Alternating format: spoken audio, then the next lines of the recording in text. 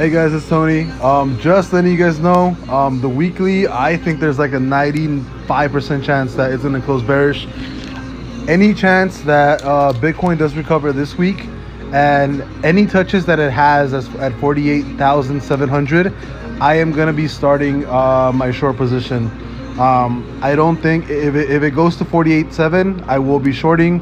If it goes to 58 or 50,800, I will be shorting, and I will just keep adding on to my short position until the weekly chart is no longer bearish. I do think that this week, in the next 4 days or so, 5 days, so I think Saturday-ish, I think there's a very big chance that Bitcoin and every other crypto is actually going to be start heading a little bit lower to the downside, possibly at least Bitcoin retesting somewhere on the 40K, $45,000 level.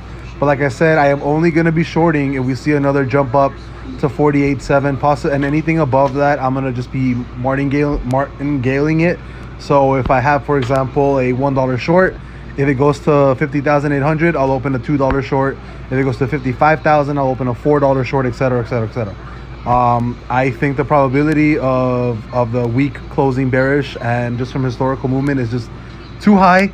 Like I said, I'm not going to be shorting now, but any instance of Bitcoin possibly this week going back and maybe retesting that 48.7 level, more than likely I will be opening up shorts as a hedge. Just letting you guys know. I'll see you later. Bye.